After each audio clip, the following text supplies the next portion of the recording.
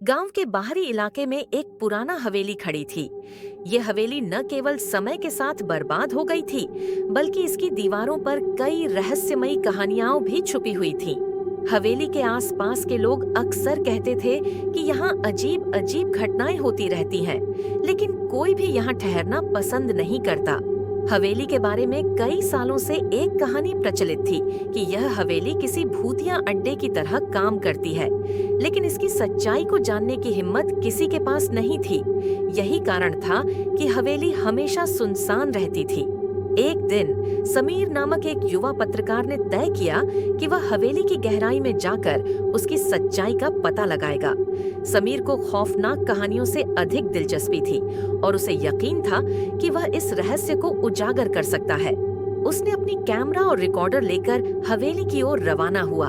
हवेली में घुसते ही समीर को एक अजीब सी ठंडक का एहसास हुआ। हवेली के हर कोने में धूल और जाले थे और वहां की चुप्पी जैसे किसी की खामोशी को छुपा रही हो।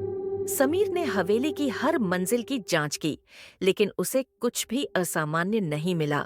जैसे ही उसने हवेली के सबसे पुराने कक्ष में कदम रखा, उसने महसूस किया कि वहां कुछ गड़बड़ है। कमरे के बीच में एक पुराना सोफा पड़ा था और दीवारों पर कुछ पुरानी तस्वीरें लटक रही थीं। समीर ने एक तस्वीर पर ध्यान दिया, जिसमें एक परिवार की तस्वीर थी, एक पत्नी, एक पति और एक छोटी बच्ची। तस्वीर में परिवार की खुशी झलक रही थी, लेकिन अचानक एक अजीब सी फीलिंग समीर को हुई, जैसे कोई उसे देख रहा हो। तभी अचानक बिजली चली गई और कमरे में अंधेरा छा गया। समीर ने अपनी टॉर्च को ऑन किया, लेकिन उसकी रोशनी भी मध्यम हो गई थी। उसे लगा कि कुछ गड़बड़ है।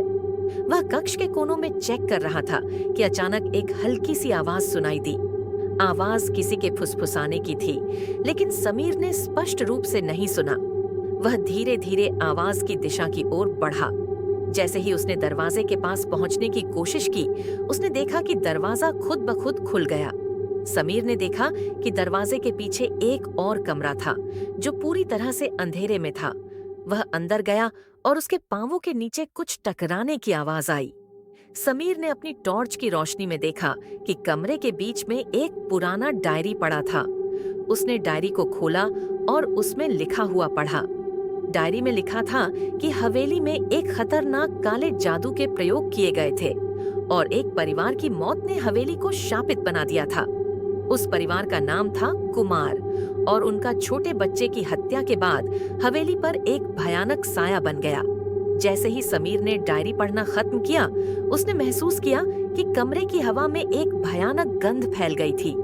अचानक कमरे का तापमान गिर गया और एक अजीब सी ठंडी हवा चलने लगी। समीर को लगा कि कमरे में कुछ और भी है। उसने जल्दी से कमरे से बाहर निकलने की कोशिश की, लेकिन दरवाजा फिर से बंद हो गया था। समीर ने अपनी पूरी ताकत लगाकर दरवाजा खोला और जैसे ही वह बाहर आया, उसने देखा कि हवेली के आसपास कुछ हलचल हो रही थी।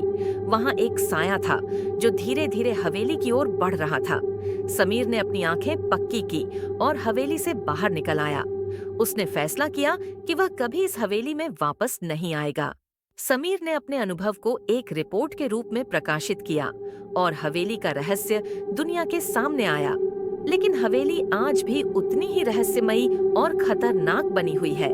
अब भी लोग रात के अंधेरे में हवेली के पास जाने से डरते हैं और हवेली का रहस्य अनसुलझा रह गया है।